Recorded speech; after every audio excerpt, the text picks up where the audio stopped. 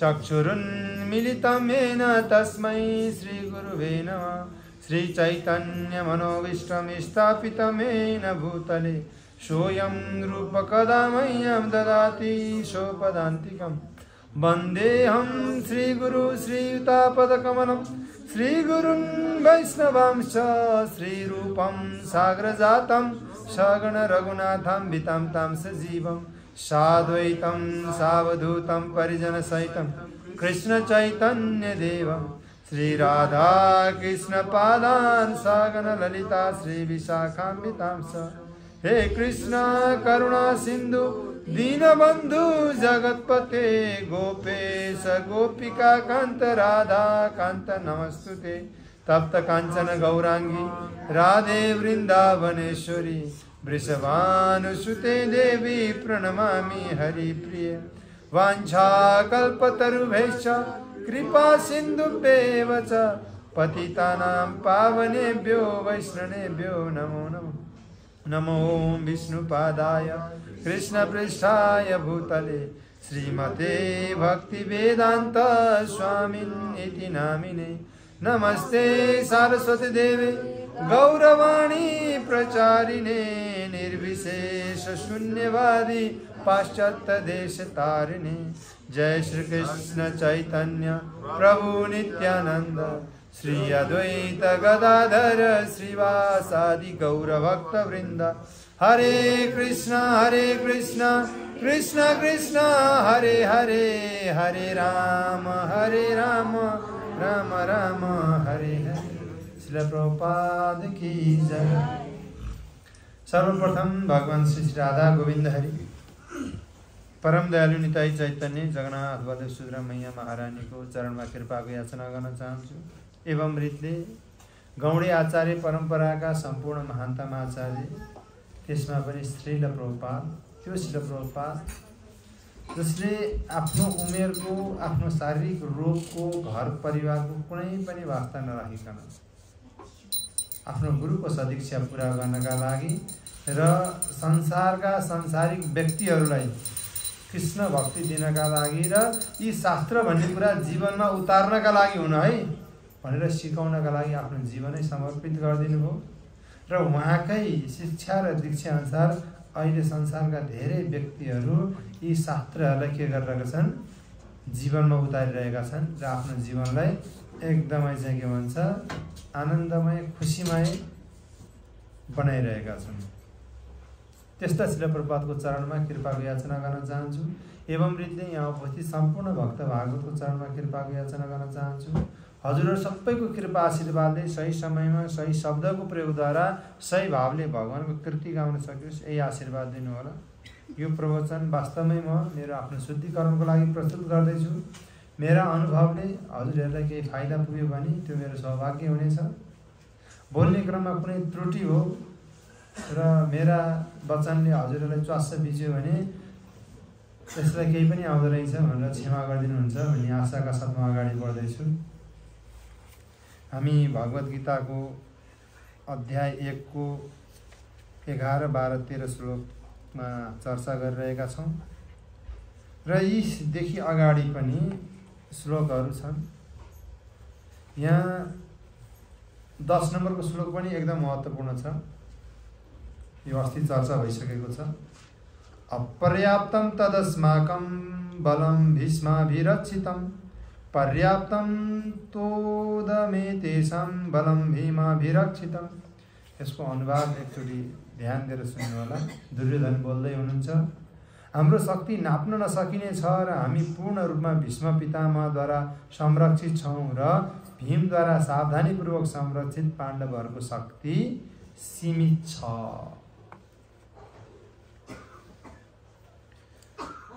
जब जिन्दगीमा कहिलेकाहीँ आफ्नो पतन गराउन मन लाग्छ नि यो श्लोक याद गर्नुहोस्, यो श्लोकलाई फलो गर्नुहोस्, पतन भइहाल्छ।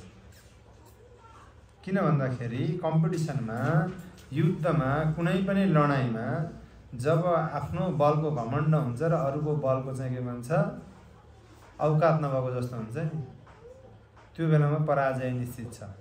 हेर्नुहोस् है, हो हाम्रो तर्फबाट हामी पूर्ण रूपमा तयारी हुनुपर्छ। तर विपक्षलाई कहिले पनि कम आँक्नु हुँदैन। मरिच सानो होइन पिरो हुन्छ नि हैन, त्यो डल्ले खोर्सानी कत्रो हुन्छ, यत्रो सानो हुन्छ हैन त। एकचोटि मुखमा पर्ने बित्तिकै कानबाट धुवा निकाल्छ कि निकाल्दैन? हो, त्यसले गर्दाखेरि जहिले पनि हैन यो जुन अनुवाद प्रभुपादले दिनुभएको छ त्यो अनुवादको आधारमा हामी अगाडि बढ्यौँ भने दुर्योधनलाई फलो गरेर हाम्रो पतन निश्चित छ, पतन निश्चित छ। दुर्योधनले के भन्यो भन्दाखेरि हाम्रो चाहिँ के भन्छ शक्ति एकदम भयङ्कर छ, नाप्न नसकिने छ। त्यसमाथि पनि भीष्म पितामहद्वारा समृद्ध छ। त्यो भीमले चाहिँ नेतृत्व गरेको पाण्डवको सेनामा के औकात छ? तर त्यो पाण्डव सेनामा साक्षात् श्रीहरि हुनुहुन्छ कि? त्यो कुरो दुर्योधनको पल्ला पडिरहेको छैन क्या, दिमागमा छिरिरहेको छैन। उसले त यो पाण्डवको मामाको छोरी मायावी हो, यसको के औकात? त्यही त फुर्ती लगाइरहेछ नि। त्यही अहङ्कारले गर्दाखेरि जब भगवान मध्यस्थता गराउन आउँदाखेरि बन्दी बनाउन खोज्यो त्यसले हैन। भगवान एउटा साधारण मनुष्य जस्तो सोचिरहेछ। हो, त्यसले गर्दाखेरि हामीले जहिले पनि हाम्रो प्रतिद्वन्द्वमा को डुबिरहेको छ? प्रतिद्वन्द्वीलाई कहिले कम आँक्नु हुँदैन। चुनौतीपूर्ण जब अवस्था आउँछ त्यो बेलामा हामी सावधान हुनुपर्छ। यस्ता धेरै घटनाहरू छन् भौतिक रूपमा पनि आफ्नो प्रतिद्वन्द्वीलाई कम आँकेको हुनाले हैन, कस्ता कस्ता चाहिँ के भन्छ योद्धाहरूको, कस्ता कस्ता चाहिँ गेम खेल्ने फाइटरहरूको, कस्ता कस्ता फुटबल प्लेयरहरूको, कस्ता कस्ता क्रिकेट प्लेयरहरूको पतन भएको छ। लेटेस्ट न्युज हैन, यो क्रिकेटको एउटा भनिदिइहाल्छु। यो गएको समयमा इन्डिया र नेपालको क्रिकेट हुँदाखेरि नेपालले वर्ल्ड रेकर्ड राखेर इन्डियालाई हराइदियो। अहिलेसम्म हराएकै थिएन हैन, 90 कि 92 रनले हराइदियो। नेपालको औकातै छैन। हामी यत्रो ठुलो देशको, हामी यत्रो चाहिँ कतिचोटि चाहिँ के भन्छ वर्ल्ड विश्वकप जितिसकेको, के औकात नेपालको हैन। लास्टमा गोर्खालीले आफ्नो पारा देखाइदिइहाल्यो हेर्नुहोस् है। हो, त्यसले गर्दा विपक्षलाई कहिले पनि कम आँक्नु हुँदैन। यहाँ दुर्योधनले गल्ती गरिसकेको छ, गल्ती गरिसकेको छ हामी चाहिँ। हो, यही फलो हामीले गर्ने पनि हाम्रो पनि पतन हुन्छ। त्यही भएर आफूलाई त्यति पनि ठुलो नसम्झिनुहोस् हैन। कहिलेकाहीँ हामी आफू जति हुन्छ नि त्योभन्दा आफूलाई बढी सम्झिरहेको हुन्छ र विपक्षीलाई त्यति पनि कम नआँक्नुहोस् क्या। हामीले आँक्यो भने त त्यो धेरै ठुलो हुनसक्छ क्या। हामीले सोचे भन्दा हामी कम हुन सक्छौँ, हामीले कम आँक्यो भन्दा उनीहरू बढी हुनसक्छन् क्या। त्यसपछि त कुरो बिग्रियो त। हो, त्यसले गर्दा जहिले पनि हामी कुनै पनि युद्धमा सरिक हुँदाखेरि, युद्ध भने मान्छे मार्ने काट्ने मात्रै होइन कि, हर कुरोमा युद्ध हुन्छ नि होइन यो भौतिक संसारमा। त्यही भएर त भगवान भन्नुहुन्छ चाहिँ के भन्छ गीतामा भगवानले भन्नुहुन्छ कि चाहिँ के भन्छ तस्मात् सर्वेषु कालेषु माम अनुस्मरण युद्ध छ। तस्मात् सर्वेषु कालेषु माम अनुस्मरण युद्ध छ। अर्जुन, हर समयमा हर काल परिस्थितिमा मलाई स्मरण गरेर युद्ध गर है, फेरि समस्या आउन सक्छ मलाई स्मरण गरेन भने। हो, त्यसले गर्दा हर कुरोमा युद्ध हुन्छ हेर्नुहोस्, हर कुरोमा युद्ध हुन्छ। यो भौतिक संसारमा पाइला पाइलामा युद्ध भइरहेको हुन्छ। त्यही भएर त्यो युद्धलाई विजय गर्नको लागि हामीले हाम्रो प्रतिद्वन्द्वीलाई कहिले पनि कम आँक्नु हुँदैन र आफू गर्वले घमण्डले फुल्नु हुँदैन। यो भन्दा त म चाहिँ के भन्छ यति एक्सपिरियन्स, यतिवटा मेडल जितेको, यो जितेको, त्यो जितेको, अहिलेसम्म कुनै फाइट हारेकै छैन मैले, कहिले म पराजित नै हुनु परेको छैन। त्यस्ताले पनि नाकले टेक्न पर्ने स्थिति आउँछ। यस्तो बेजत भएर हार्न पर्ने स्थिति आउँछ हैन। 11 अक्षौणी सेना छन्। स्वयं चाहिँ के भन्छ परशुरामलाई जित्न सक्ने भीष्म, परशुरामकै शिष्य चाहिँ के भन्छ कर्ण छन्। दुर्योधन आफै पनि त्यस्तो चाहिँ बलवान छ। दुशासनमा 7000 हात्तीको बल छ। यस्ता यस्ता महारथीहरू छन्। दुर्योधनले चाहिँ के भन्छ स्वयं बलरामले गदा सिकाएको भनेपछि उसले आफूलाई ठुलो आँकेको नि गलत चाहिँ होइन। तर गलत के को आधारमा भइदियो भन्दा पाण्डवहरूसँग को हुनुहुन्छ अरे भगवान श्रीकृष्ण हुनुहुन्छ। यो कुरो विचार गर्नुपर्छ, पर्ने थियो तर विचार गरिएन। अब युद्ध लड्दैन भने चाहिँ के गर्छ हैन। युद्ध हातले मात्रै लडिँदैन नि, दिमागले लडिन्छ सबभन्दा ठुलो हेर्नुहोस् है। त्यही भएर त्यो गेमहरूमा पनि चाहिँ के भन्छ करातेहरूको फाइटहरूमा पनि तपाईँले पहिला हेर्नु भएको छ, अहिले पनि हेर्नु भएको छ भने त्यो आँखाले नै जितिदिन्छ क्या उनीहरू, त्यो घुरेर नै हैन। त्यो एक्चुअली हेरेर त त्यो विपक्षीले उसको आँखाको त्यो हेराइले डराएपछि सिद्धि हो। जस्तोसुकै बलले भयो भने उसले हार्छ हेर्नुहोस् है। पुरै। किन भन्दाखेरि शक्ति कसको शक्ति कहाँ हुन्छ थाहा नै हुँदैन। त्यही भएर कतिले बोलेर, कतिले व्यवस्थापन गरेर, कतिले त लडाइँ अगाडि यस्तो व्यवस्थापन गरेको हुन्छ कि उसले जितेरै छाड्छ। जित्न नपर्ने जित्छ। हेर्नुहोस् है, जित्न नपर्ने जित्छ। एकचोटि एउटा क्लिपमा मैले हेरेको थिएँ, त्यो इतिहासको फिल्म बनाएको थियो। अनि अब जयपुरका यी राजाहरू अब घट्दै घट्दै गए। मुसलमानहरूले झुक्कै झुक्कै आक्रमण गरेर घट्दै घट्दै जान्छन्, घट्दै घट्दै जान्छन्। लास्टमा उनीहरू त कति बाँकी भए? त्यही 20-25 जना बाँकी भए। उताबाट फौज आउँदैछ। अब त्यो फौजलाई कसरी चाहिँ के भन्छ निरुत्साहित गर्ने त? तिनीहरूले त चाहिँ के भन्छ काँचै खाइहाल्छ नि त्यत्रो विधि पल्टने त 20-25 जनालाई। त्यसपछि सेनापतिले के आदेश दिनुभयो भने तिमीहरू के गर्नु भन्दाखेरि एक ठाउँ बसेर लडाइँ नगर्नु, स्थान चेन्ज गरे गर्नु, हिँडे गर्नु एक ठाउँबाट अर्को ठाउँमा। 25 जना त्यसरी हिँडेको गर्दा टाढाबाट हेर्दा धेरै मान्छे हिँडेको देखिन्छ नि होइन। फौज त धेरै ठुलो जम्मा गरेर छ, किरा जस्तै हिँडिरहेछन् होइन। अब विपक्षी त्यसै गल्यो। अब सकिँदैन यिनीहरूसँग। त्यो चेतना हुने बित्तिकै खत्तम भयो कि भएन? हेर्नुहोस् है, पहिला अङ्ग्रेजले नेपालमा आक्रमण गर्दा पनि माथिबाट ढुङ्गा गुडाइदिन्थे। कि थोरै मान्छे थियो के गर्ने? ढुङ्गा गुडाइदिएपछि त ओहो होइन, ढुङ्गा त एउटा गुडाइदिएपछि अर्को नि गुडाउँदै लैजान्छ, अर्को नि गुडाउँदै लैजान्छ। ओहो धेरै रहेछन् यिनीहरू त होइन। एकैचोटि धेरै ढुङ्गा आयो नि त। पाहाडबाट ढुङ्गा खसाउँदाखेरि एउटा खसाएपछि ढुङ्गा ठोकिँदा अरू पनि लैजान्छ नि त उसले। हेर्नुहोस् है, हो त्यसले गर्दाखेरि विपक्ष कस्तो छ त्यही अनुसार हामीले चाहिँ के भन्छ लडाइँमा उत्रिनु पर्ने हुन्छ। तर यहाँ दुर्योधनले गल्ती गरिसकेको छ। उसले के गर्यो? आफ्नो पक्ष ठुलो छ, हामी जितिहाल्छौँ, यो छ त्यो छ। र यहाँ अब यसरी चाहिँ के भन्छ उसले यहाँ भीष्म पितामहको प्रशंसा गर्यो। उसले हाम्रो चाहिँ यस्तो चाहिँ के भन्छ ठुलो सेना छ जुन भीष्म पितामहद्वारा चाहिँ के भन्छ संरक्षित छ। त्यसपछि फेरि अब अरू योद्धाहरूले चाहिँ आफूलाई महत्त्व नदिएको ठान्छन् भनेर उसले कूटनीति प्रयोग गर्यो। यो 11 श्लोकमा आएर र कूटनीति प्रयोग गरेर भीष्म पितामह अलि वृद्ध पनि भएको हुनाले र तपाईँहरू के भएको हुनाले तपाईँहरू चाहिँ के भन्छ एकदम विशेष योद्धा भएको हुनाले भीष्म पितामहलाई पनि तपाईँहरूले चाहिँ संरक्षण दिनुपर्छ है। किन भन्दाखेरि उहाँ युद्धमा व्यस्त भएको बेलामा दायाँ बायाँबाट शत्रुहरूले आक्रमण गर्न सक्छन्। त्यही भएर तपाईँहरूले आफ्नो कौशल देखाउनुपर्छ भनेर उसले यहाँ चाहिँ के भन्छ अरू योद्धाहरूलाई पनि सान्त्वना दिइरहेको छ। अरू योद्धाहरूलाई पनि मैले तपाईँहरूलाई पनि यस मूल्याङ्कन गरिरहेको छु है भनेर प्रस्तुत गरिरहेको छ। र यहाँ अब दुर्योधनले चाहिँ के भन्छ के गर्छ त भन्दाखेरि उसले फेरि त्यही सम्झिन्छ जुन समयमा के भएको थियो द्रौपदीलाई चाहिँ के भन्छ नाङ्गै बनाउन खोज्दाखेरि भीष्म र द्रोण जस्ता चाहिँ के भन्छ महापुरुषहरू असहाय भएर हैन यता चाहिँ के भन्छ द्रौपदी असहाय भएर चाहिँ भिख मागिरहेकी छिन् भन्दाखेरि उनीहरू पनि असहाय नै भएका छन्। अन्याय भएको सहनी भनेको असहाय त हो नि, असहायले सहन्छ नि हैन। यदि चाहिँ भीष्म पितामहले आफ्नो धनुषको त्यो ताँदो मात्र पड्काएको भए पनि दुर्योधन ती फेन्ड हुन्थ्यो होला हैन, दुर्योधनको केही औकात हुन्थेन होला। तर चाहिँ के भन्छ यहाँ भीष्म र द्रोण जस्ता व्यक्तित्वहरू के गर्नुभयो निरीह भएर हेर्नुभयो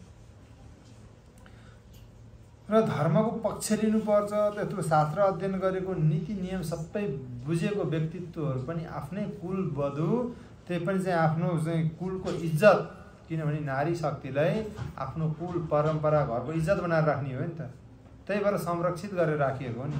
तर अहिले त अब चाहिँ असुरीहरूको जमाना चाहिँ नारी पुरुष बराबर, तिमीहरू त घरमा चाहिँ दासी बनाएर राख्यो हैन, घरमा संरक्षण दिएर रानी बनाएर राखेको अब दिमाग भुट्दिएर के हो दासी बनाएर राखे। बाहिर निक्लिनुपर्छ तिमीहरू पनि, अब टुपिसमा हिँड्नुपर्छ, हामीले हेर्न पाउनुपर्छ अब तिमीहरूलाई भनेर चाहिँ यसरी चाहिँ के भन्छ बुद्धि भुट्दिएपछि ए हम आज की नारी भनेर बडो चाहिँ के भन्छ नौटङ्की गर्छन्। अहिले यहाँ यस्तो अवस्थामा पनि भीष्म र चाहिँ के भन्छ द्रोण बोल्न सक्नु भएको छैन।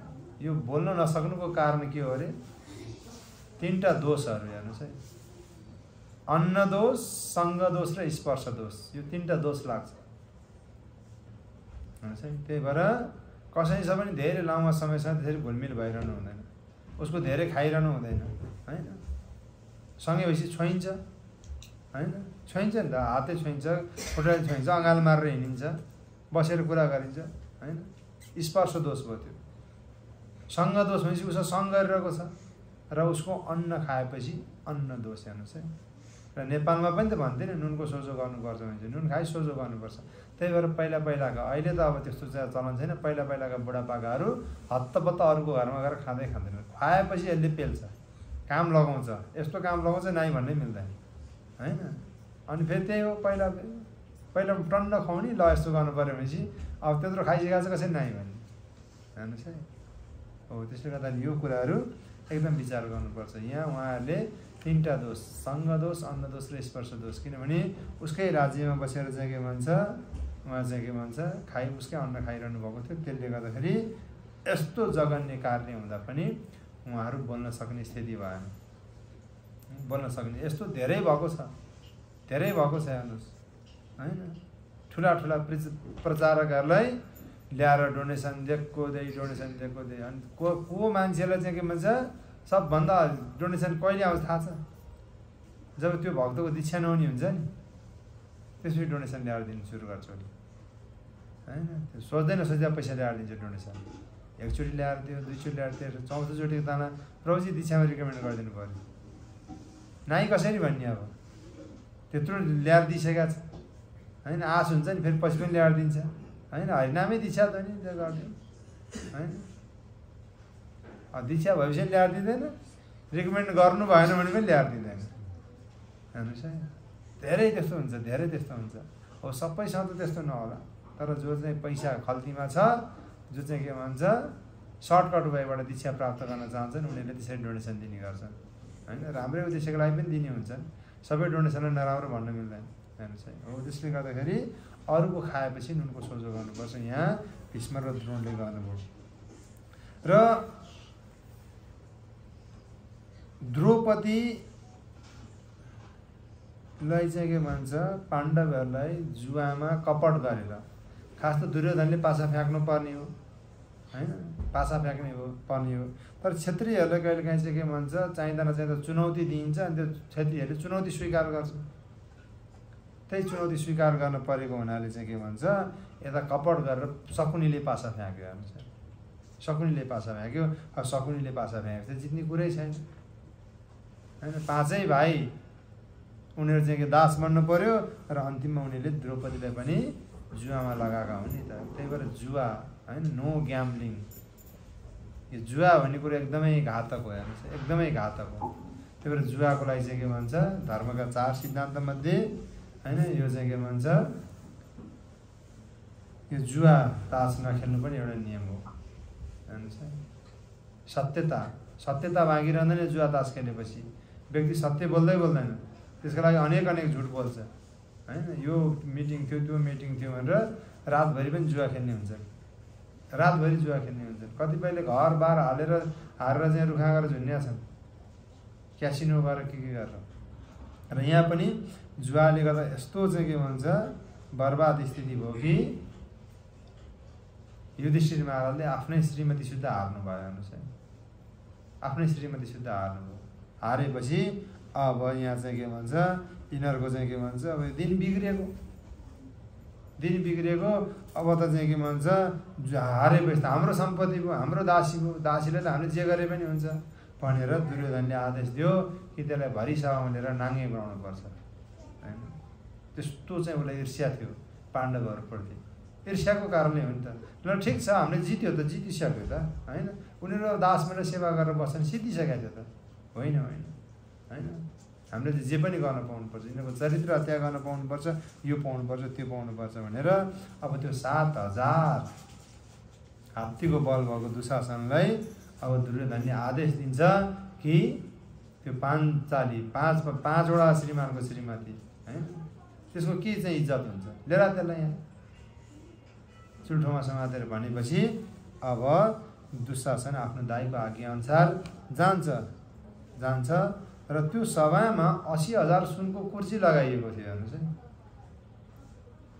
त्यो 2-3 जना बसेर जुवा खेलेको ठाउँ होइन 80,000 सुनको कुर्सी लगाइएको थियो प्रत्येक कुर्सीमा त 80,000 मान्छे बस्ने भयो नि र एउटा कुर्सीको साइडमा 2 जना फेरि सेवकहरू पनि उभिरहेका हुन्छन्। भनेपछि 2,40,000 मान्छेको बीचमा द्रौपदीलाई के गर्न खोजियो? नाङ्गै बनाउन खोजियो, निर्वस्त्र गर्न खोजियो। र त्यो अवस्थामा द्रौपदी एक त रजस्वला अवस्थामा थिइन्, त्यो अवस्थामा नारीहरूलाई त्यसै पनि गाह्रो हुन्छ। त्यस्तो अवस्थामा उनले अब चुल्टो समातेर घिसार्दै लिएर आएर भरि सभामा उहाँलाई चाहिँ के भन्छ, अब नाङ्गे बनाउन खोजिरहँदाखेरि ती 80,000 कुर्सीबाट एउटा कुर्सीको मान्छे मात्रै उठ्यो, विदुर। पहिले उठ्यो। यो अन्याय भयो, यो छल भयो, यो कपट भयो भनेर विदुरले मात्रै विरोध गरेर हिँडेर गए, छोडेर गए। तर अरू सब चुपचाप सर हेरेर बसे। त्यही भएर अन्याय हुँदा, अत्याचार हुँदाखेरि हैन, बोल्ने बानीको विकास गर्नुपर्छ, बोल्ने बानीको विकास गर्नुपर्छ। हुन्छ कहिलेकाहीँ कोही दोषी नै हुन्छ, तर दोषी भएर उसलाई सजाय दिन पनि त एउटा सीमा हुन्छ नि त। त्यहाँ पनि अत्याचार गर्न पाइँदैन नि, त्यो अत्याचारमा पनि बोल्न पर्ने हुन्छ, भला कि त्यो दोषी नै होस् भने। बुझ्नुभयो नि? गल्ती गर्यो भन्दैमा हैन, अब चाहिँ कोही बच्चाले 5 रुपियाँ चोर्यो भन्दैमा उसलाई चाहिँ के भन्छ, गोली ठोक्न त पाइएन होला नि, कि जेल हाल्न पाइएन होला नि त हैन, कि त उसको सब लुगा च्याचुत पारेर बाटा चाहिँ के भन्छ नाङ्गे पार्न पाइएन होला नि त हैन। तर यहाँ चाहिँ के भन्छ, सबै पराकाष्ठा नागेर चाहिँ के भन्छ, यसरी अन्याय भइरहेको छ। र सम्पूर्ण व्यक्तिहरू, भीष्म र द्रोण जस्ता शक्तिशाली व्यक्तिहरू जसले एक हुङ्कारले गर्दाखेरि चाहिँ के भन्छ त्यो सभा नै हल्लिन्थ्यो, उनीहरू पनि चुप्प लाएर बसिरहेका छन्। र यहाँ चाहिँ के भन्छ, दुर्योधनको आदेशमा दुशासन अब द्रौपदीको साडी तान्ने कोसिस गरिरहेको छ। पहिला त समात्नुहुन्छ आफ्नो 2 हातले, तर त्यो 7,000 हात्तीको बलले युक्त त्यत्रो चाहिँ योद्धा छ त, एउटा अबला नारीको कतिसँग चाहिँ उले गर्न सक्नुहुन्छ?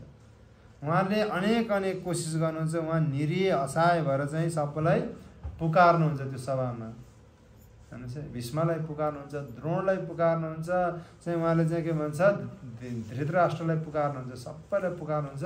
सब मुन्टो निहुराएर बस्छन्, हेर्नुहोस्, सब मुन्टो निहुराएर बस्छन्। तर जब नारीको इज्जतमाथि हात हालिन्छ नि, संसारमा पतन नभएको कोही छ अहिलेसम्म?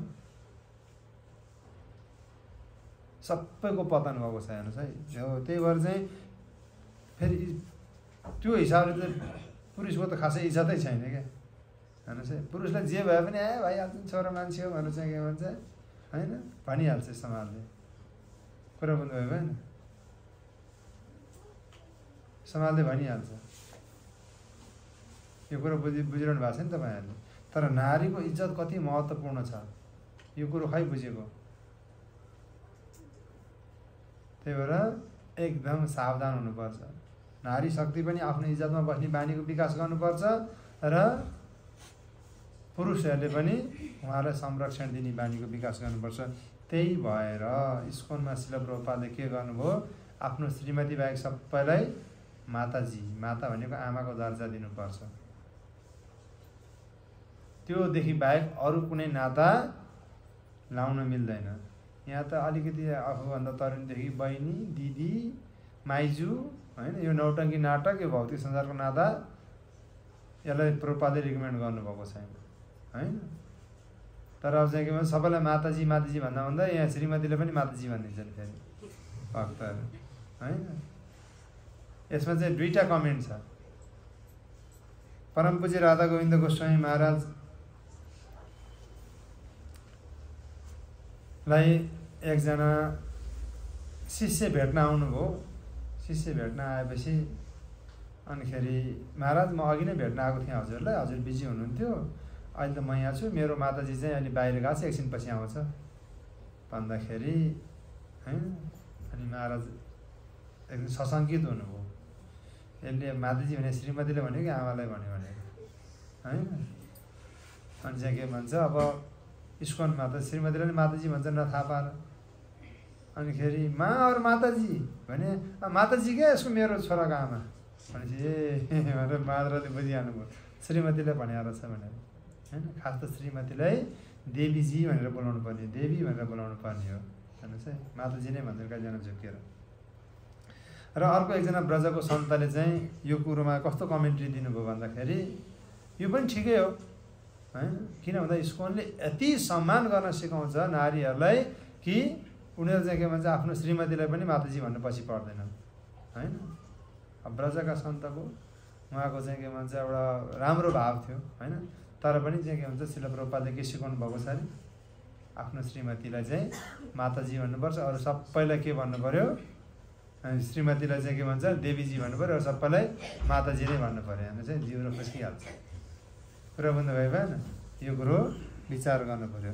र यसरी सम्मान गर्नुपर्ने स्त्रीको चाहिँ के भन्छ यहाँ पुरा अपमानको पनि के भइरहेछ, पराकाष्ठा भइरहेको छ। इतिहासमा यस्तो घटना घटेकै छैन। यस्तोसँग चाहिँ के भन्छ अपमान भइरहेको छ। र द्रौपदी सबैसँग गुहार मागिरहनु भइरहेको छ। आफ्नो श्रीमान 5-5जना बलशाली श्रीमानसँग गुहार मागिरहनु भइरहेको छ। उहाँहरू दास भएको हुनाले निहुरेर बस्न परिरहेको छ। भीष्म द्रोण जस्ता महारथीहरूसँग उहाँले के गरिरहनु भइरहेको छ, गुहार मागिरहनु भइरहेको छ। र त्यही दिन सम्झेर यो युद्धमा पनि भीष्म र द्रोणले मेरै साथ दिनेवाला छन् भनेर दुर्योधन ढुक्क छ। त्यो बेला त नबोले अब के बोल्छन्, तर पनि उहाँलाई फेरि मनमा के थाहा छ, यिनीहरूको चाहिँ के भन्छ एकदम सहानुभूति छ पाण्डवहरूप्रति भन्ने पनि थाहा छ। तर पनि यिनीहरू मेरो पक्षमा उभिएका छन्, मेरै पक्षबाट युद्ध गर्नेवाला छन्। र यसरी द्रौपदी यति निरीह हुनुभयो, निरीह भएर यसरी चाहिँ पुकार्नुभयो, सबैलाई पुकार्नुभयो आफ्नो रक्षाको लागि। को आयो त, कसले गर्न सक्यो त? पाति इति पति भन्छ क्या, पत्नीको रक्षा गर्ने संरक्षण गर्ने भएर पति भनेको हो नि त। हेर्नुहोस् है, हो त्यसले गर्दाखेरि पति हुनुभन्दा अगाडि यो विचार गर्नुपर्छ। प्रसङ्ग कहाँ छ? कृष्ण बुकमा जब आकाशवाणी भयो देवकी र वसुदेवको रथ चलाएर कंसलाई लैजाँदा गर्दाखेरि अब आफ्नै बहिनीको चाहिँ के भन्छ चुल्टो समातेर घाँटी काट्नलाई कंस तम्सिँदाखेरि वसुदेवले आफ्नो श्रीमतीको रक्षा गर्नुभयो कि भएन? पहिलो कार्य त मेरो श्रीमतीलाई बचाउनु भयो नि त। किन भन्दा उसको बाउले त चाहिँ के भन्छ मारे पाप पाले पुण्य भनेर दिएर पठाएको हो नि त हैन। मतलब पति हो भनेपछि पत्नीको रक्षा गर्नुपर्छ।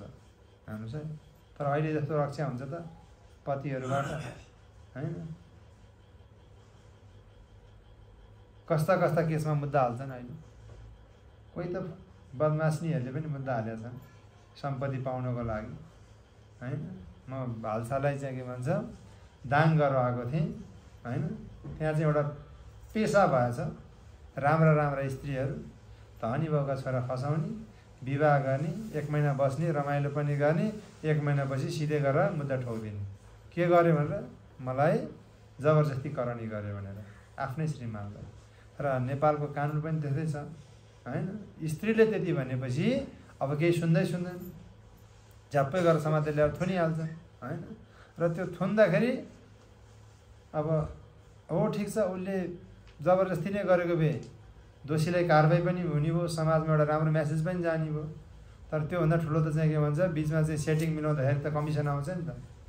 हेर्नुहोस् है, हो त्यसले गर्दाखेरि दण्डहीनताको अवस्थामा यस्तो हुन्छ। र 1 करोडको डिमान्ड हुन्छ, 50 लाखमा कुरो मिल्छ। समात्नेहरूले पनि 2-4 बुटा हान्छन् हैन, 2-4 लाख उनीहरूले पनि पाउँछन् हैन। दुईटै हातमा लड्डु भयो कि भएन? हेर्नुहोस् है, यस्तो यस्तो स्थिति छ है। त्यसले गर्दाखेरि यो कुरो पनि विचारणीय छ, विचार गर्नुपर्छ। तर जो निर्दोष छ हैन, जो निर्दोष छ, जो चाहिँ के भन्छ फिजिकल्ली पनि त चाहिँ के भन्छ उहाँहरू कमजोर हुन्छ भनेपछि उहाँहरूसँग शासन गर्ने पति भएर। हेर्नुहोस् है, यो त नर्क जाने उपाय हो नि त हैन।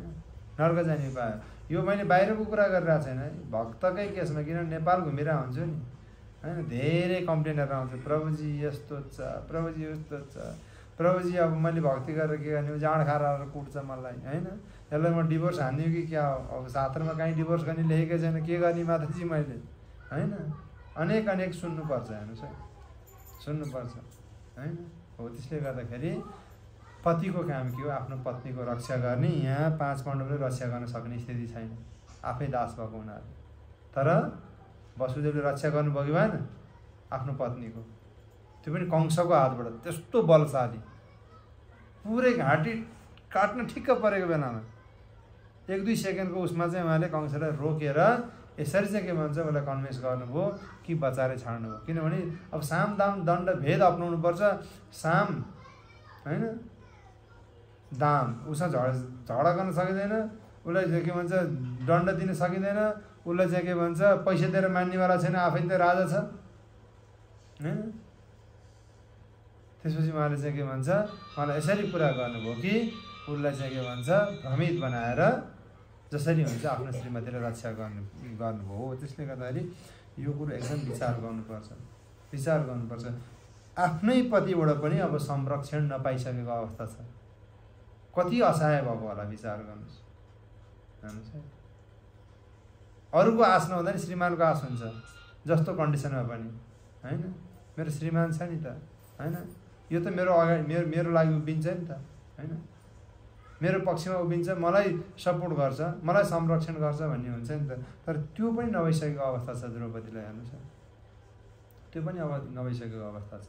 र त्यो अवस्थामा द्रौपदी अब भगवानलाई पुकार्न सुरु गर्नुहुन्छ, हे कृष्ण द्वारिकावासे पाही पाही जगतपति भनेर। तर पनि भगवान आउनुहुन्न। किन कि द्रौपदी आफै पनि प्रयास गरिरहनु भइरहेको छ दुशासनको त्योले छाडी नतानोस् र मलाई नाङ्गी नबनाओस् भनेर। पूर्ण रूपमा उहाँ पनि आफ्नो बलले भ्याए जति प्रयासै गरिरहनु भइरहेको छ। फेरि के गरिरहनु भएको छ, भगवानलाई पनि पुकारिरहनु भइरहेको छ। भगवान आउनु हुँदैन। अन्तिममा गएर एउटा हातले साडी समातेर अर्को हातले चाहिँ हे भगवान छिटो आउनुहोस् न कृष्ण भन्दा पनि फेरि पनि आउनु। अब दुईटै हात उठाउनुहुन्छ द्रौपदीले, दाँतले साडी टोकेर। एकछिन त रोक्न सक्छु होला नि दुशासनले, म भन्छ दाँतले साडी टोकेर फेरि पुकार्नुहुन्छ दुईटै हात उठाएर, कृष्ण आउनुहोस् न आउनुहोस् भनेर, मलाई बचाउनुहोस् भनेर। तर पनि भगवान आउनुहुन्न। हेर्नुहोस् है, 100% शरणागति चाहिन्छ भगवानलाई। त्यही भएर भगवान त्रिभङ्गलाई टेढो हुनुहुन्छ भन्ने कारण त्यही हो। तपाईँ कुनै पनि उपायद्वारा म आफू चाहिँ के भन्छ आफू संरक्षित हुन्छु, म आफू चाहिँ बच्छु, अनेक चाहिँ उपाय लाउनुहुन्छ भने पूर्ण रूपमा मेरे त्यो गिरिधर गोपाल दोस्रो नगए, तपाईँ बाहेक अर्को कुनै उपाय नै छैन। त्यो लेभलको शरणागति चाहिन्छ भगवानलाई। हेर्नुहोस् है, त्यही भएर सर्वधर्मान् परित्यज्य मामेकं शरणं व्रज अहं त्वां सर्वपापेभ्यो मोक्षयिष्यामि मा शुच। सबै चिज छोडिदेऊ, लाज शरम, यो धर्म त्यो धर्म हो, म बाउ म छोरा म श्रीमान श्रीमती सबै छोडेर मेरो शरणमा आउनुपर्छ भन्नुहुन्छ भगवान। सबै छोडेर।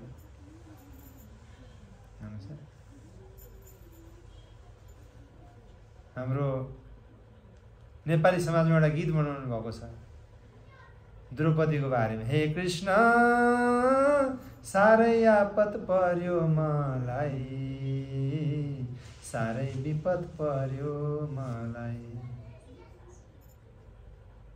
दुशासनले साडी लुट्यो, दुर्योधनले कुट्यो, पत्थरले हिर्काएर हातको चुरा फुट्यो, हातको चुरा फुट्यो। त्यस्तो निरीह अवस्थामा द्रौपदी भगवानलाई पुकारिरहनु भएको छ, तर पनि भगवान आउनु, दाँतले टोकिरहनु भइरहेको छ साडीलाई। केही सिप लागेको छैन, पुरा शक्ति क्षण भएर गइसक्यो। त्यहाँ 7000 हात्तीको बल भएको दुशासन अगाडि छ, इज्जत पुरै उतार्न खोजिरहेको छ। तर जसै द्रौपदीले अब मलाई केही पनि मतलब छैन, जे मन लाग्छ गर्नुहोस् भनेर त्यो दाँत पनि छोडिदिनु भयो र भगवानलाई पुकार्नु भयो हैन। त्यसपछि अब भगवान द्वारकाबाट छलाङ लगाउनुहुन्छ, गरुडजी ढिला पर्नु भयो। हेर्नुहोस् है, गरुडजीको भन्दा अगाडि भगवान दौडिरहनु भइरहेको छ। किनभने अब मेरो भक्तलाई आपत पर्यो, किन भन्दा अब गरुडको गति कस्तो छ अरे, मनको गति सोच्ने बित्तिकै त्यही ठाउँ ल्यान्डिङ हुन्छ। त्यो गति पनि ढिला भएको भएपछि अब कस्तो आपत परेको होला त भगवानलाई। आफ्नो भक्तको रक्षा गर्नका लागि।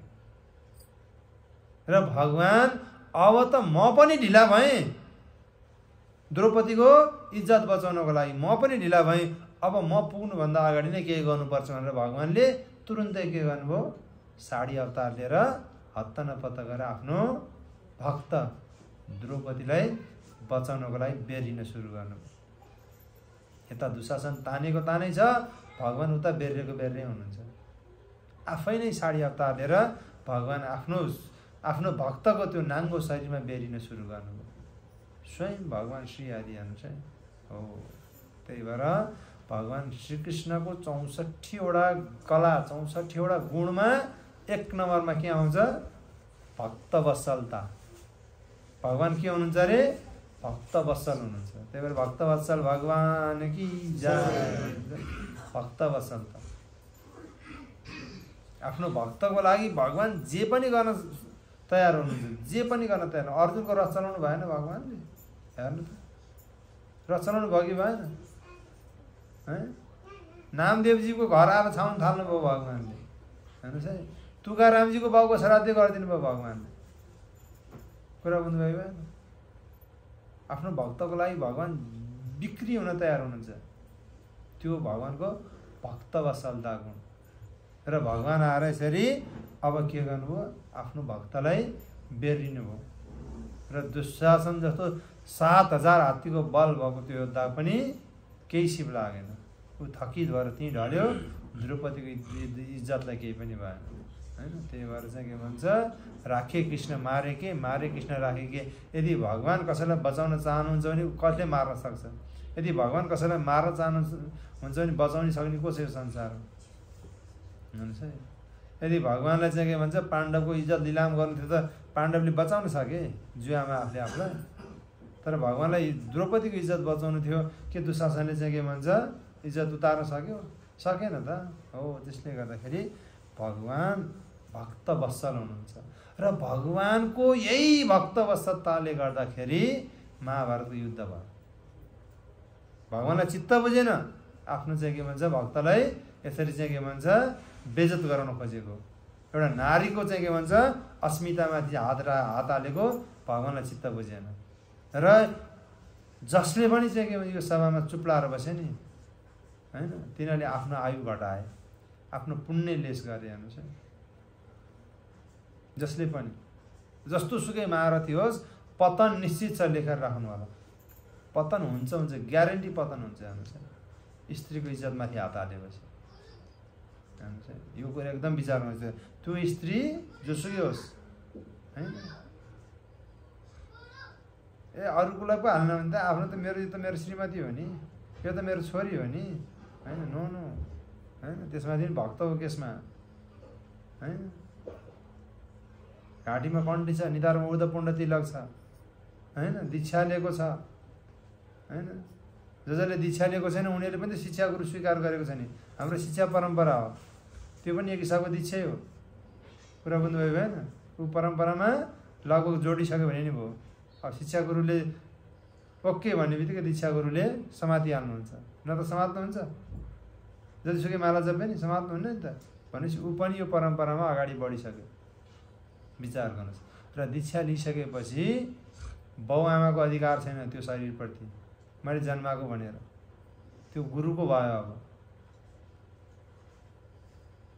त्यो गुरुले मेरा घर छ, अब के सम्झिनु पर्यो, मेरो भक्तिलाई अगाडि बढाउनको लागि, मेरो यो गृहस्थ आश्रमलाई अगाडि बढाउनको लागि यो श्रीमान अथवा श्रीमतीको रूपमा मलाई चाहिँ के भन्छ, आफ्नो नासो दिइरहनु भएको संरक्षण गर्नको लागि। म अब संरक्षक मात्र हुँ, हैन। तर त्यो रक्षक नै भक्षक भएपछि त के हुन्छ? त्यही भएर आफ्नै पतन हुन्छ। अनि यसरी पतन हुन्छ नि, हैन, पछि केही बाँकी रहँदैन। त्यही भएर सावधान भइराख्नु होला सबजना, हैन। घरमा कहिलेकाहीँ काचकुच त पर्छ, भाँडा किचनमा भात पकाउँदा नि त भाँडाले बजिहाल्छ नि, बज्दैन, हैन। भाँडै फुटाएको छ त छ, हामीले छैन त। हो, त्यसले गर्दाखेरि घरमा भइसकेपछि एउटै थाला खाइ जुठो लाग्छ। तर चाहिँ के भन्छ, हामी संयमित हुनुपर्छ, संयमित हुनुपर्छ, सहनी बानीको विकास गर्नुपर्छ। मसँग बल्छ लात्ता मुक्का चलाइहाल्छु भनेर त्यसले गर्दाखेरि आफ्नै पतन हुन्छ। किनभने भगवानको भक्तलाई छोएपछि भगवानले सहनुहुन्न, किनभने भगवान को हुनुहुन्छ भक्त वसल। तर के गर्ने, आफ्नो श्रीमती भक्तै जस्तो लाग्दैन, श्रीमान भक्तै जस्तो लाग्दैन, बच्चा भक्तै जस्तो लाग्दैन हैन। भक्तलाई पो गर्दा नहुने हो त, यो त कहाँ भक्त हो त, यो त नाटक गरिरहेको छ। यो नाटक गरिरहेको छ भक्तिको हैन। नाटक गरेर कण्ठीमाला चाहिँ तुलसी कसरी घाँटीमा आएर बस्नु, भगवानको नाम कसरी उसको ओठमा नाच्न थाल्यो,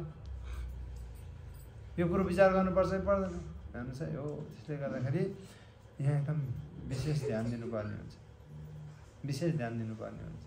हो त्यसले गर्दाखेरि भगवानको आफ्नो भक्त वत्सलताको कारणले गर्दाखेरि यसरी द्रौपदीको चाहिँ संरक्षण गर्नुभयो भगवानले, द्रौपदीको संरक्षण गर्नुभयो हेर्नुहोस्।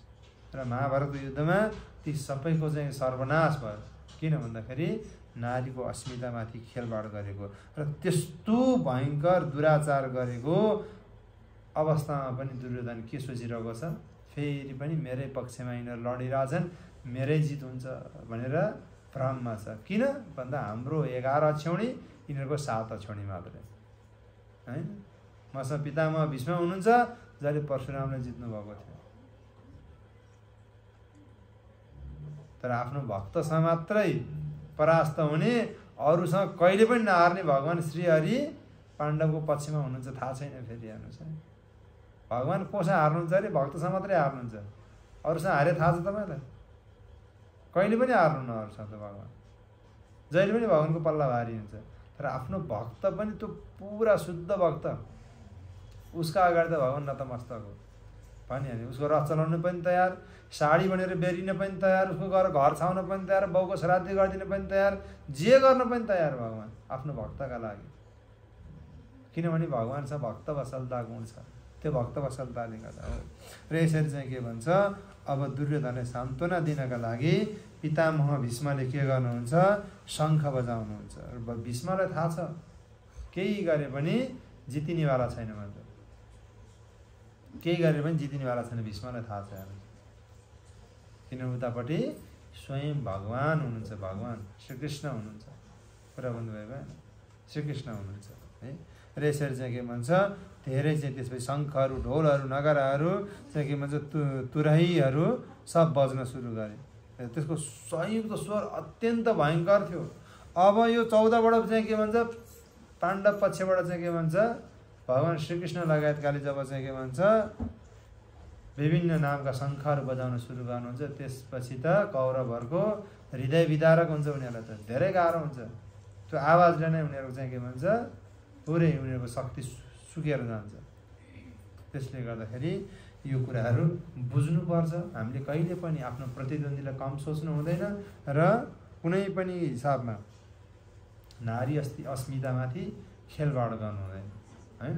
अब यो कुरो गरिराख्दाखेरि यहाँ त नारी पुरुषको कुरा आउँछ, नारी पुरुषको कुरा आउँदाखेरि चाहिँ के भन्छ, यो पुरुषलाई मात्रै कति नारीको चाहिँ के भन्छ, यो गरेर त्यो गरे भनेर चाहिँ के भन्छ टोकसिरहेको हैन, हामी मात्रै हो र भन्ने आउँछ। यसमा नारीहरू, नारीलाई चाहिँ के भन्छ, चरित्र हत्या गर्ने नारीहरू नै हुन्छन्, फेरि तिनीहरू पनि सर्वनाश हुन्छ नि। फेरि म त नारी हो, पुरुषले गरेर पनि नहुने त मलाई त मिलिहाल्छ नि हैन, कुरा बुझ्नुभयो होइन। अनि माताहरूको त फेरि चाहिँ के भन्छ, परम्परै हो। पहिला त गाउँमा गाग्री बोकेर 1 घन्टा कुरा गरिदिन्थे, हतारै नहुने, बाटोमा उभिएर होइन, त्यो पानी लिएर आयो छुट्टिने बेला हुन्छ नि दुईतिर, अनि गाग्री बोकेर आएर 2 जना कुरा गरेर चाहिँ घन्टौँ भइसक्यो, भैँमा नि राख्नु नहुने त्यो गाग्री बोकी मैले देखेको छ कि होइन। त्यही परम्परा भक्तिमा ल्याएर हो त। त्यो परम्परा भक्तिमा नि आउँछ किन, जब शास्त्र पढ्दैन, जब नाम जप राम्रोसँग गर्दैन होइन। शास्त्र पढे पो मैले यस्तो पढाएको थिएँ भनेर कुरा आउँछ, केही पनि नपढेपछि त होइन, यो माता यस्तो, त्यो माता यस्तो, यो यस्ती त्यो यस्ती सुरु भइहाल्छ हेर्नुहोस् है होइन। धेरै कुरो मेन्टल स्पेकुलेसन हुन्छ, धेरै कुरो मेन्टल स्पेकुलेसन हुन्छ, यस्तो होला है, त्यस्तो होला है, त्यो त त्यो प्रभुसँग बोलिरहेको थिएँ, त्यो अस्ति बाइकमा पछाडि चढेर गइरहेको थिएँ, अफेयर छ कि यहाँ छ कि सुरु भइहाल्छ हेर्नुहोस् है। उसको चरित्र जेसुकै होस् न, उसले भोग्ने हो नि। हामी किन उसको चरित्रको बारेमा कुरा गर्दै हिँड्ने, किन प्रजल्प गर्दै हिँड्ने, किन ग्राम्य कथा गर्दै हिँड्ने हेर्नुहोस् है। हो त्यसले गर्दाखेरि अनि यो कुरो एकदम विचार गर्नुपर्छ, यो कुरो एकदम विचार गर्नुपर्छ माताहरूले नै होइन, माताहरूले नै। त्यही भएर चाहिँ के भन्छ, मैले बार भन्ने गर्छु नि हजुरहरूलाई, के भन्ने गर्छु, नजानी गाउँको बाटो सोध्न हुँदैन नजाने गाउँको बाटो सोध्नु हुँदैन हैन। यदि हामी उहाँहरूको अथोरिटी हो भने उसलाई डन्डा लगाउन नि पर्छ, उसले गल्ती गर्यो भने हैन। अथवा अथोरिटी भए पनि सुन्नी गरेको छैन उसले, कतिपय प्रभु म त हजुरको अन्डरमा भन्छ, कहिले केही सुन्दै सुन्दैन। उसलाई केही कुरा भनेर भयो सजेसन दिएर सुन्नेवाला छैन नि। भगवान्लाई प्रार्थना गरेदेखि केही उपाय हुँदैन हेर्नुहोस् है। हो त्यसले गर्दा यो कुराहरू बुझ्नुपर्छ, हामी कसको अन्डर गाइडेन्समा अगाडि गरिरहेछौँ होइन।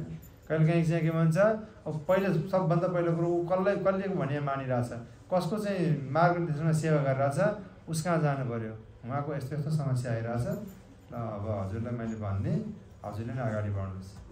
त्यसपछि उसले जे गर्छ गरोस्। ए मैले भनेपछि किन गरिनुहोस्, त्यसलाई किन कारवाही गर्नुहोस् भन्न मिल्दैन। कोही चोर समात्नु पुलिस कहाँ लगेर बुझाइदिएपछि पुलिसले फुलमाला लगाओस् कि डन्डा लगाओस्, पुलिसको काम। हामी बोल्ने होइन, तर हामीलाई बोल्न मन लाग्छ। मैले भनेअनुसार सजाय दिनु पर्यो, नियामक निकाय बन्न मन लाग्छ। यही नै हाम्रो पतनको कारण हुन्छ है। हो त्यसले गर्दाखेरि जो जस्तो अवस्थामा छ उसलाई त्यस्तै अवस्थामा भक्तिमा स्वीकार गर्नुपर्छ। कोही राम्रा हुन्छन्, कोही नराम्रा हुन्छन्, कोही सती स्त्री हुन्छन्, कोही चाहिँ के भन्छ चरित्रहीन हुन्छ, कोही चरित्रहीन भएर पनि सतीको जस्तो चाहिँ नाटक गरिरहेका हुन्छन् होइन। मैले बार बार भन्ने गर्छु, बन्द कोठामा जे गरे पनि यी चिजहरू बाहिर निक्लिन्छन् होइन। भौतिक मान्छेको त निक्लिन्छन् भनेपछि भक्तको त झन् चान्स नै छैन। किन? भगवान् भक्त बसल हुनुहुन्छ। आफ्नो भक्तलाई चाहिँ के भन्छ नराम्रो काममा फसेको कहाँ हेर्न चाहनुहुन्छ, भगवान् निकालिहाल्नुहुन्छ। बिल्व मङ्गलको कथा सुन्नुभएको छ नि, बाउको चाहिँ के भन्छ चित्ता चाहिँ आदि हुँदाखेरि चिन्तामणिलाई भेट्न गएको, घरमा श्रीमती हुँदाहुँदै त्यो थाहा पाएर श्रीमतीले तुरुन्तै आत्महत्या गरिदिनुहुन्छ। यस्तासँग के बस्ने, अरू दिन त गयो बाउको लास आदि छोडेर कोही जान्छ। त्यो बिल्व मङ्गल अब चिन्तामणि कहाँ गएर सुध्रिन्छ। चिन्तामणिले भन्छ नि त, यस्तो मेहनत त भगवान्लाई प्राप्त गर्न गरे हुन्थ्यो नि होइन। म जतिलाई प्राप्त गर्ने यस्तो मेहनत गरेको भनेको तुरुन्तै युटर्न खायो उसले। अब युटर्न मारिहाल्यो, रातभरि चिन्तामणिले कीर्तन गर्छ, ऊ मृदङ्ग बजार बस्छ, जबकि ऊ व्यभिचार गर्न गएको थियो। त्यस्तो बिल्व मङ्गल, त्यसरी सुध्रेको बिल्व मङ्गल, तर हृदयमा उसले त नराम्रो काम गरेको थियो नि त होइन। अन्तिममा गएर वैष्णवीलाई देखेर पनि उसको मनमा काम बाँच्ने आयो। फेरि पछि लाएर उसकै घरमा पुग्यो। उसको श्रीमान पनि वैष्णव हुनुहुन्थ्यो महोदय, भगवान्को भक्त, भगवान् श्री राधा गोविन्द हरि कि जय। भगवान्को भक्त आउनुभयो, के सेवा गरौँ, के का लागि आउनुभयो अन्त हजुरको श्रीमती मन पऱ्यो, के गर्ने अब होइन। ती यति उच्च कोटीका वैष्णव थिए, वैष्णव सेवा भनेर श्रीमतीलाई नै उनले कन्भिन्स गरे, जाऊ तिमी, उनलाई खुसी बनाइदियो। सब काम छोडेर पछि लाएर आइरहेछ। उसको त्यहाँ एक दिनमा सुध्रे पनि उसको हृदयको काम बाँच्न फेरि बाहिर छताछुल्ल भगी भयो नि। पहिला त श्रीमतीलाई थाहा थियो, श्रीमतीले सुसाइड गरिसकेका थिए, फेरि पनि थाहा भयो त, हल्ला भयो त, यस्तो खालको मान्छे रहेछ भनेर। र ती माताजी पनि आफ्नो श्रीमानको आज्ञाअनुसार उनी पनि चटक्क परेर ल मेरो श्रीमानको यही इच्छा छ भने आइन्।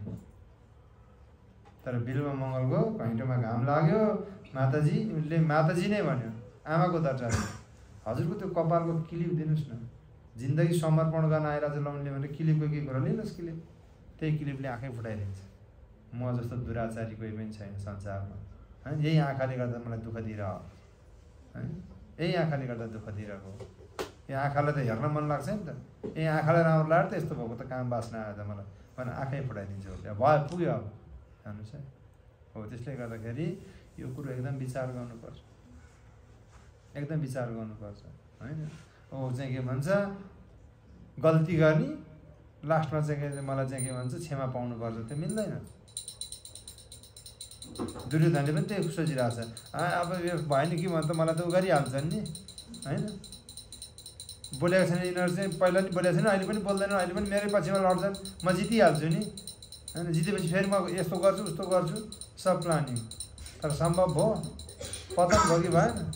हो त्यसले गर्दाखेरि चाहिँ विचार गर्नुपर्छ। युद्धमा हामीले विपक्षलाई प्रतिद्वन्द्वीलाई कहिले कम आँक्न हुँदैन। घमण्डले फुलेर आफ्नो शक्तिलाई कहिले ठुलो बताउनु हुँदैन र नारीको जहिले पनि सम्मान गर्नुपर्छ। हैन आजको श्रीमद् भगवत गीताको दिव्य धुन यही विराम दिन चाहे। हरे कृष्ण। शिल प्रभुपाद की जय। हजुरको केही क्वेशन छ भने राख्न सक्नुहुन्छ।